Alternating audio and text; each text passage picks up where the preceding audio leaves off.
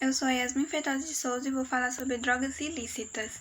As drogas ilícitas são aquelas que não são permitidas por lei na sociedade, ou seja, seu consumo, posse ou produção são proibidos no país.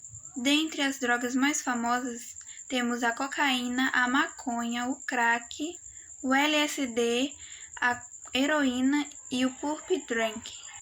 A diferença entre as drogas lícitas e as ilícitas é que as lícitas são permitidas, já as ilícitas não. As principais consequências do consumo dessas drogas são alterações nas funções cerebrais, alterações nas funções motoras, AVC, necrose cerebral, arritmia, insuficiência renal, disforia e o possível chance de se desenvolver um câncer, além também das convulsões. Mesmo sendo proibidas, as drogas ilícitas possuem um acesso bastante fácil no país, dependendo do local que a pessoa frequenta e de que drogas estamos falando. Se pegarmos a maconha, por exemplo, que é a mais consumida no país, existem pessoas que a repassam ou vendem em escolas, universidades, no trabalho e em festas. E seu custo no geral não é tão elevado.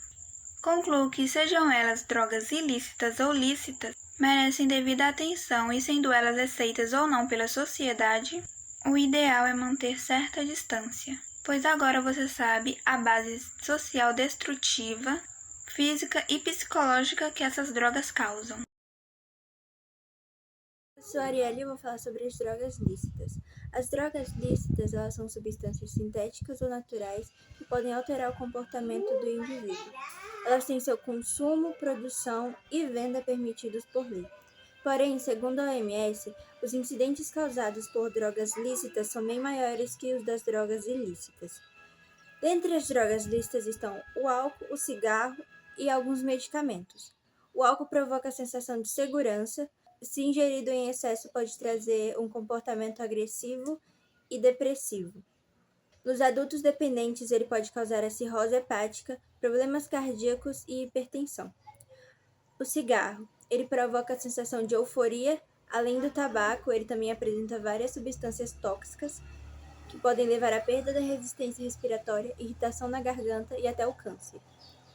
Os ansiolíticos e as anfetaminas são remédios de tarja preta que são usados em tratamentos médicos, como depressão, ansiedade e até em dietas. Se usados em excesso, podem provocar tontura, taquicardia, depressão, bulimia, anorexia e problemas psíquicos. Oi, eu sou o Agil. O assunto que eu vou comentar é sobre o tráfico. Mas antes, o que é o tráfico? Como o nome mesmo já diz, o tráfico é um contrabando de drogas, entende? Aqui no Brasil é proibido o uso da maconha, da cocaína, do crack, do LSD, da morfina. E bem, como é que ocorre o tráfico? Geralmente ele ocorre por meio de aviões, barcos, navios, sabe? E o envio de grandes quantidades de drogas, elas vêm em containers, sabe? Que são misturados com a carga que está sendo levada. Esses containers, eles são caixotes gigantes metálicos que utilizam para transportar cargas. Eles geralmente são utilizados em navios, sabe? E bem, o crime do tráfico de drogas, ele está previsto no artigo 33 da Lei 11.343 de 2006, que descreve diversas condutas que caracterizam o ilícito e proibindo qualquer tipo de venda, compra, produção, armazenamento, entrega, o fornecimento, mesmo que gratuito, sabe? Sem autorização ou sem de conformidades com a legislação. Qual é a pena por tráfico de drogas? Bem, o Supremo Tribunal Federal, né, o STF, decidiu que a multa mínima está prevista no artigo 33, né, da Lei 11.343, que tipifica o crime de tráfico, sabe, entorpecentes. É constitucional e, bem, o dispositivo estabelece pena de reclusão de 5 a 15 anos de pagamento. Meu nome é Beatriz e eu vou falar sobre vício em adição. Ele é provocado pelo uso prolongado de uma substância e frequentemente leva o cérebro a tentar reestabelecer um equilíbrio químico. Ele pode tentar alcançar esse equilíbrio de várias formas, tais como diminuindo a produção de neurotransmissores, como a dopamina, ou o número de receptores dela no cérebro.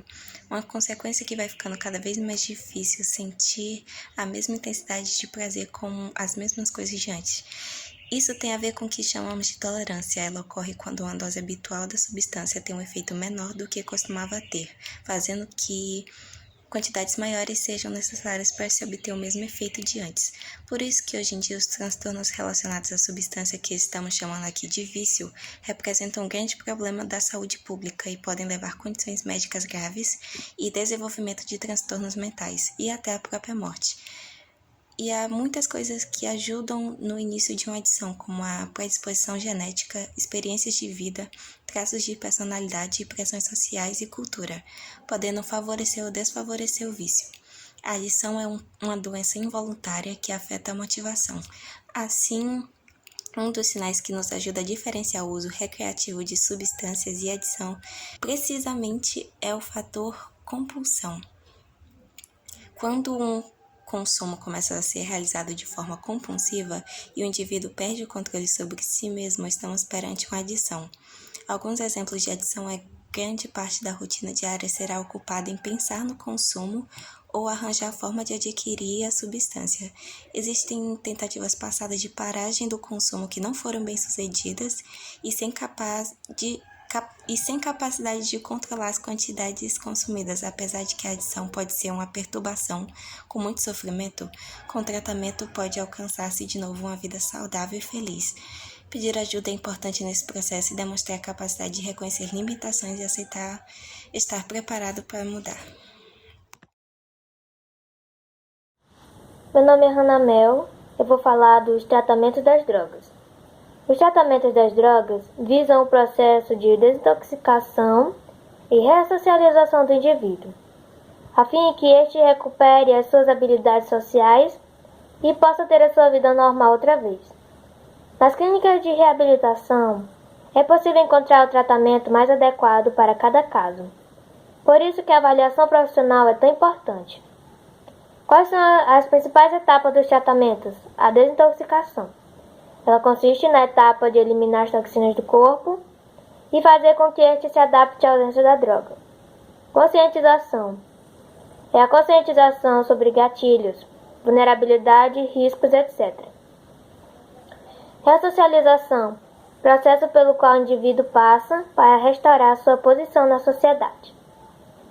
O tratamento para parar de usar drogas deve ser iniciado quando a pessoa apresenta dependência química, que coloca em risco sua vida e traz danos para ela própria e seus familiares. A pessoa deve querer parar de usar a droga e se tratar, ter força de vontade para que a equipe de saúde e os familiares consigam ajudar a largar o vício. Procurar um CAPS ou internato na clínica especializada que garantem ou não haja contato com qualquer droga, à exceção dos medicamentos indicados para o tratamento. O internato pode ser parcial, ou seja, ser apenas durante o dia ou integral, quando a pessoa apenas sai quando estiver completamente curada. A equipe de profissionais trabalha em conjunto para achar a melhor combinação de tratamento para cada caso, e por isso que o processo pode mudar de uma pessoa para outra. Algumas das formas de tratamento mais utilizadas incluem remédios contra drogas usados apenas com supervisão, 24 horas por dia, 7 dias por semana, para que a pessoa realize o tratamento corretamente e reduza os sintomas de abstinência. Podem ser usados remédios ansiolíticos e antidepressivos. Podem ser indicados antibióticos e antivirais. Para combater os problemas de saúde que o usuário possa ter, como tuberculose, pneumonia, HIV ou sífilis, também é indicado terapia com psicólogo ou psiquiatra. Cria-se mudança de comportamento. Outro fator importante no combate ao vício das drogas é a mudança de comportamento. Para diminuir o risco de recaída. A pessoa precisa ser orientada a mudar seu estilo de vida.